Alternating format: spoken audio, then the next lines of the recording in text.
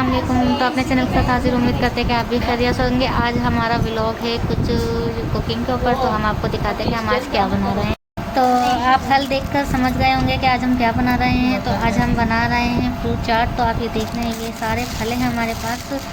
खरबूजा है और केले हैं और साथ में ये हैं हमारे एप्पल। तो अब हम इसको स्टार्ट करते हैं कटिंग करना।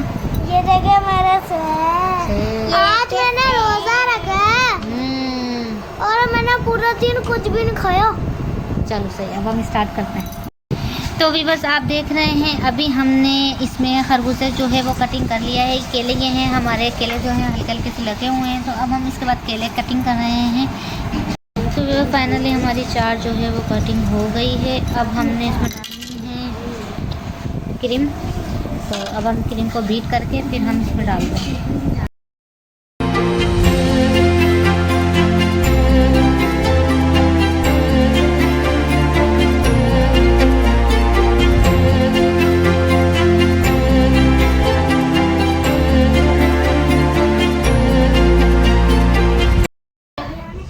तो फाइनली हमारी ये बीट हो गई। अब हम इसको इसमें डाल रहे हैं और फिर हम इसको अच्छी तरीके से मिक्स करेंगे।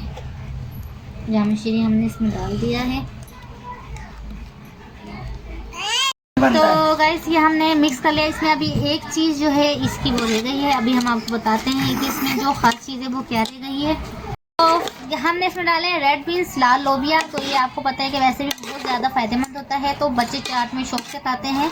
तो इसमें और अब फाइनली हमारी जो चाट है अब वो रेडी हो गई है। अब हम इसको बोल में करके फ्रीज़र में लगा रहे हैं ताकि चाट जो है वो ठंडी होने पे ही अच्छी लगती है। तो अब हम इसको बॉल के अंदर, ये देखें आप, हम इसको बॉल के अंदर निकाल रहे हैं और फिर हम इसको रोज़े के अंदर खाएँगे इंशाल्लाह।